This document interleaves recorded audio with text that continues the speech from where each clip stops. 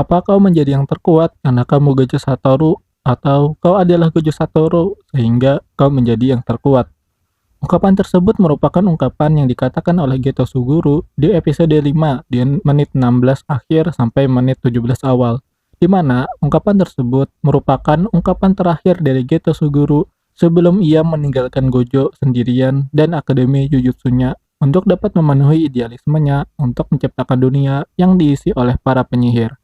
Dari ungkapan sederhana tersebut, jika kita mencoba meneliti lebih dalam lagi, mengandung banyak kompleksitas yang membangunnya, yang membuat ungkapan tersebut tidak sembarangan untuk diucapkan dan memiliki akar yang sangat rumit untuk dipahami.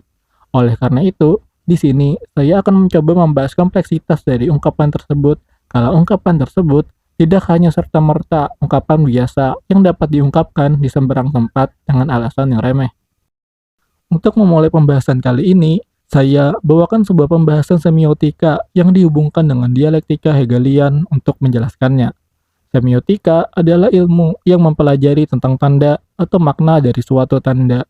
Tanda merupakan sebuah hal yang mewakili objek yang ditandainya, dan dalam pembahasan semiotika Saussure, dalam pembentukan tanda, di dalamnya memuat hubungan antara dua hal, yaitu penanda dan petanda. Penanda merupakan materi bahasa yang diucapkan atau dituliskan, sedangkan petanda merupakan bagian mental bahasa yang membangun gambaran atas tanda yang diucapkan. Hubungan di antara kedua hal ini akan menimbulkan konsep yang disebut sebagai signifikan atau signifi. Yang keduanya masing-masing memainkan peran pada bagaimana kita menerima petanda yang diucapkan atau dituliskan dengan bagaimana makna atas petanda setelah petanda itu diucapkan atau dituliskan. Sebagai contoh, coba bayangkan sebuah gorden. Gorden menjadi sebuah tanda yang dapat dipahami karena di dalam kata gorden terdapat penanda, yaitu kata gorden itu sendiri, dan ia juga memiliki petanda yang berupa kain yang menutupi jendela. Dari sinilah gorden menjadi sebuah tanda yang mewakili sebuah kain yang menutup jendela dengan sebuah suara atau tulisan abstrak yang bersuara dan berbentuk gorden.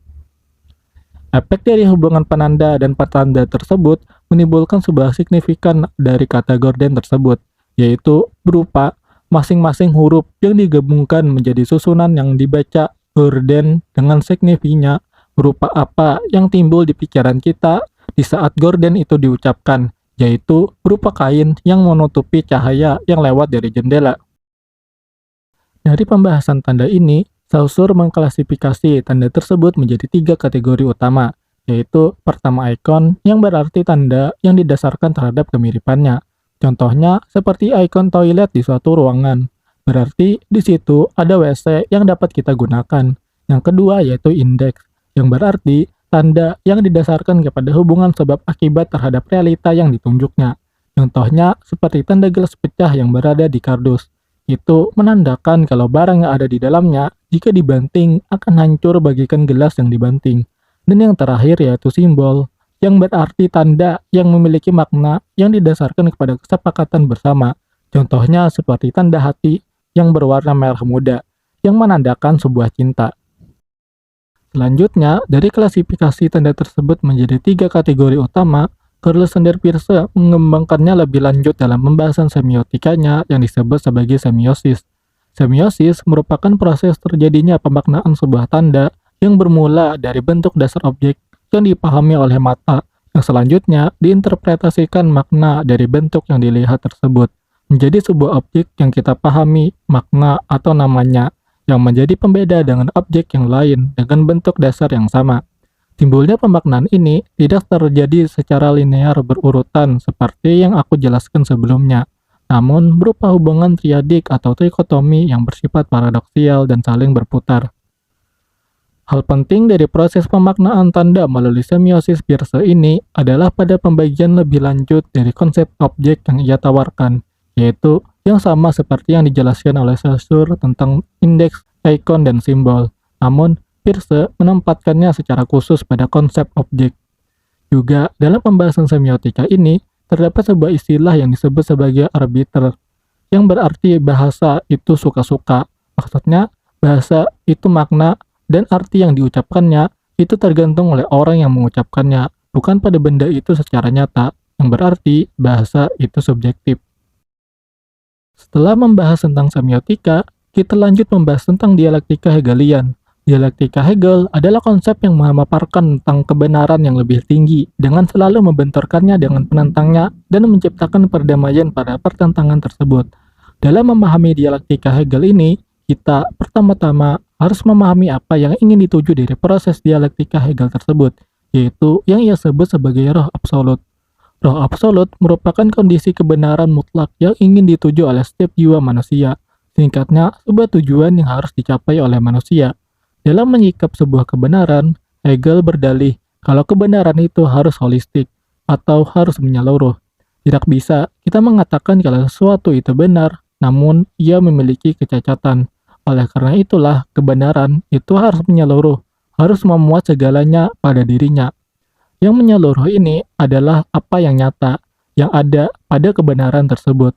Karena pemahaman atas kebenaran seperti yang telah kita bahas tentang semiotika sebelumnya, yang berarti tergantung oleh orang yang mengucapkannya, maka kebenaran yang ingin dituju oleh Hegel di sini adalah sesuatu yang berada di luar dari otak dan pikiran oleh manusia itu sendiri. Yang nyata, sebagaimana kebenaran tersebut menjadi benar, tanpa interpretasi dari manusia yang selalu salah menafsirkan kebenaran tersebut. Yang nyata ini bersifat mutlak, yaitu yang tidak dapat diganggu-gugat, karena ia benar secara objektif tanpa interupsi dari manusia yang subjektif. Karena ini kebenaran tersebut berada di luar dari interpretasi atau pikiran dari manusia. Itu juga sekaligus mengatakan kalau kebenaran tersebut bersifat transendental atau spiritual, yang pada akhirnya menjadi sebuah ide absolut karena kebenaran tersebut menjadi benar karena partisipannya kepada pembentukan keseluruhan. Hal tersebut dapat dianalogikan seperti hubungan organisme di mana semua organ-organ yang ada saling membantu satu sama lain, bukan terpisah-pisah menjadi dirinya sendiri yang berbeda-beda. Jika bergerak masing-masing, maka kemungkinan organisme tersebut tidak bisa hidup. Namun, karena saling membantu antara organ-organ tersebutlah yang membentuk kesempurnaan pada dirinya, yang membuat organisme tersebut bisa hidup. Dari konsep roh absolut itulah dialektika Hegel itu tercipta, yaitu usaha untuk menuju ke keseluruhan, yang diwakili dengan hubungan triadik tesis, antitesis, dan sintesis, di mana tesis mewakili objek yang akan diperbaiki nilainya, sedangkan antitesis merupakan lawan dari objek yang selalu berada pada diri objek itu sendiri, dan terakhir sintesis, yaitu solusi bersama untuk mendamaikan pertentangan tesis dan antitesis, agar keduanya yang saling berlawanan tersebut menjadi satu kesatuan yang saling membangun. Contoh untuk memahami dialektika Hegel ini adalah seperti yang dicontohkan oleh Hegel itu sendiri, yaitu tentang konsep mutlak yang ia jelaskan pada pembahasan roh absolut sebelumnya. Mutlak menurut Hegel berarti murni, karena tidak ada penilaian atau kualitas apapun pada objek yang dinilai tersebut. Hal ini merupakan sebuah tesis, sedangkan antitesis pada contoh ini adalah yang mutlak tersebut berarti ketiadaan, menjadi tidak ada atau ketiadaan, karena murni itu berarti bersih dari sesuatu, termasuk pemahaman manusia atas objek tersebut. Jadi, cara untuk mendamaikan kedua hal tersebut agar saling tidak bertentangan adalah dengan mengatakan yang mutlak berarti yang menjadi atau progresif. Karena dari yang progresif atau usaha untuk menjadi lebih baik selalu bermula dari suatu pemahaman tentang yang baik, lalu dibenturkan dengan yang salah dan menjadi sebuah solusi yang terbaik, mengangkat pemahaman yang ada menjadi lebih baik dari sebelumnya. Dengan selalu berpandangan kalau apa yang kita pahami selalu dibentuk pada perbedaan yang saling bertentangan tersebut, bukan hal terpisah yang membentuk pribadi masing-masing untuk ditolak dan diterima. Setelah membahas kedua teori tersebut, sekarang kita bahas tentang permasalahan yang saya angkat pada pembahasan ini, yaitu pada analisis ungkapan yang dikatakan oleh Geto Suguru. Ungkapan tersebut mengangkat dua kata inti di dalamnya, yaitu kuat dan Gojo Satoru, atau bisa kita interpretasikan sebagai penyihir, karena memang Gojo adalah seorang penyihir Jujutsu. Bagi Geto, penyihir Jujutsu merupakan orang yang melindungi orang-orang yang lemah, dan tidak berkemampuan melawan roh terkutuk yang jahat. Penjelasan tentang penyihir ini bisa dilihat pada awal episode JJK Jujutsu Kaisen Season 2 pada flashback masa lalunya Gojo dan Geto. Berdasarkan pembahasan semiotika sebelumnya, berarti arti dari kata penyihir bagi Geto adalah orang yang melindungi orang-orang yang lemah dari roh kutukan yang jahat. Penilaian ini terjadi secara arbiter, yaitu suka-suka dari orang yang menilainya. Dalam konteks ini adalah Geto Suguru terhadap penilaiannya atas arti dari kata penyihir. Pengertian penyihir dari Geto ini dapat kita kontekskan pada kategori khusus dari semiosis triadik Peirce tersebut, yaitu pada kategori dari objek yaitu simbol, juga pada kategori dari interpretan yaitu argumen. Pengertian kata penyihir itu, kalau dalam kategori dari objek berdasarkan simbol, berarti objek dari penyihir tersebut atau apa yang dilihat sebagai perwakilan dari penyihir dalam konteks ini adalah Gojo Satoru, berarti Gojo Satoru mendapatkan sebuah penanda terhadap dirinya yang akan dipahami jika kita melihat dirinya secara kasat mata kalau dirinya adalah seorang penyihir. Terlepas kalau Gojo Satoru itu juga manusia, murid Jujutsu, atau lebih khusus pada pembahasan ini adalah dari sudut pandang Geto Suguru. Berarti Gojo tidak dipandang secara umum menjadi seorang yang beridentitas lain selain seorang penyihir, karena objeknya yaitu diri Gojo Satoru itu sendiri menampakkan ciri-ciri yang dapat atau memungkinkan untuk dikatakan sebagai seorang penyihir, yaitu beberapanya adalah ia mengenakan seragam sekolah Jujutsu, ia memiliki kemampuan dalam melihat roh terkutuk dan kekuatan untuk melawannya, serta yang menjadi inti dari hal ini adalah Gojo membantu orang yang lemah terhadap masalah yang ditimbulkan oleh roh kutukan. Hal inilah yang paling tidak, menurut pandangan Geto Suguru, memungkinkan untuk mengatakan kalau Gojo merupakan seorang penyihir Jujutsu. Selanjutnya, pada kategori dari interpretan berdasarkan argumen, berarti sebuah tanda yang merepresentasikan makna tertentu berdasarkan alasan tertentu. Dalam konteks ini, Gojo yang dimaknai sebagai seorang penyihir dikarenakan ia memenuhi kriteria-kriteria yang sudah kita sebutkan sebelumnya, yang membuat ia layak untuk mendapatkan predikat sebagai seorang penyihir. Jadi, makna Gojo Satoru sebagai seorang penyihir didasarkan dengan alasan karena perilakunya serta atribut yang mengenainya saling berelasi untuk membentuk citra nilai pada diri Gojo Satoru sebagai seorang penyihir Jujutsu. Dengan memahami Gojo Satoru sebagai seorang penyihir, dari sini kita dapat masuk pada analisis ungkapan Geto sebelumnya, yaitu menjadi kuat karena dirinya Gojo Satoru atau dirinya Gojo Satoru yang berdampak pada ia menjadi kuat.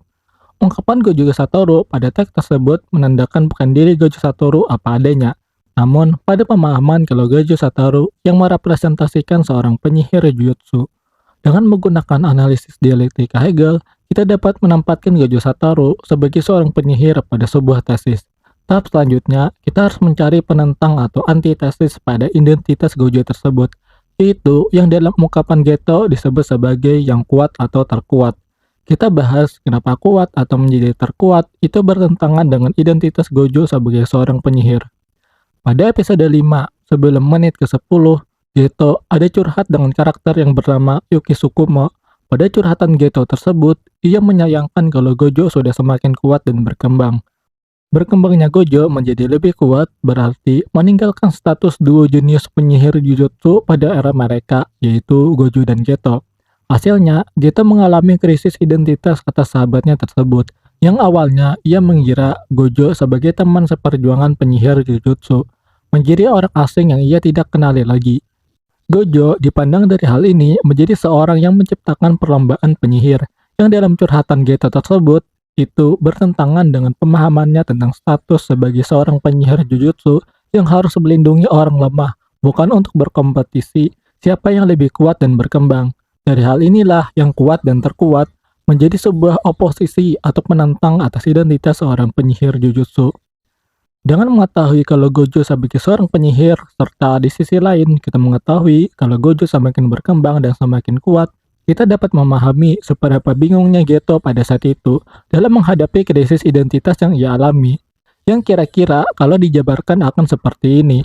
Apakah Gojo secara identitas menjadi kuat karena kamu seorang Gojo secara individu, atau kamu adalah Gojo secara individu yang membuat kamu menjadi yang terkuat? Dalam analisis dialektika Hegel, Gojo masuk pada fase menuju ke absolutan, berarti menuju kepada kebenaran yang lebih tinggi. Dalam pemahaman Hegel terhadap roh absolut, kebenaran murni itu bersifat spiritual atau transenden. Secara tidak langsung mengatakan kalau orang yang menuju kepada kebenaran yang lebih tinggi itu tidak dapat dipahami atau sulit untuk dipahami karena ia bersifat spiritual atau transenden. yang sudah berada di luar dari akal atau otak manusia itu sendiri. Karena manusia tidak dapat menggapai kebenaran tertinggi tersebut. Maka, cara untuk dapat memahami bagaimana kita tahu kalau kita sedang menuju pada kebenaran tertinggi adalah dengan membiarkan jiwa kita menuntun kita menuju pada hal-hal yang diinginkannya. Dari sinilah ungkapan roh absolut itu tercipta. Bukan karena kita memahami arti dari yang benar baru kita menuju kepadanya, namun kita tidak dapat menalarnya dan membiarkan jiwa kita dituntun untuk menuju kepada kebenaran tersebut. Hal ini dalam teorinya disebut sebagai yang berproses. Dari sini, Gojo dan Geto tidak menyadari kalau Gojo sudah berkembang atau berproses menuju kepada kesempurnaan atau kebenaran tertinggi, karena mereka berdua tidak menyadarinya. Hasilnya, Geto menganggap Gojo secara sengaja menghancurkan penilaiannya sebagai seorang penyihir Jujutsu yang ia kenali, sedangkan Gojo menjadi terkuat untuk dapat melindungi orang yang lebih banyak lagi, lebih efisien, dan tidak menganggap kalau dirinya secara sengaja menjadi orang yang semakin sulit untuk dipahami.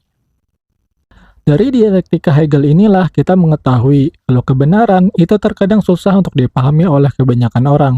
Yang benar selalu memuat kesalahan pada dirinya, yang membuat kita selalu menolaknya, dan menolak untuk berkembang menjadi lebih baik dan lebih sempurna. Dialektika Hegel mengajarkan agar kita dapat mentoleransi keburukan yang terkandung dalam hal buruk tersebut. Hegel menggunakan istilah bahasa Jerman, Aufheben, yang berarti membatalkan atau mengangkat atau menyimpan yang menjadi perwakilan atas sintesis atau hasil pertentangan antara tesis dan antitesis dalam relasi triadik pada proses dialektikanya. Berarti juga Hegel ingin menerima hal buruk tersebut karena tanpa yang buruk, yang baik menjadi tidak bermakna. Bagaikan organisme yang di dalamnya memuat banyak organ-organ yang lebih lemah dan rapuh.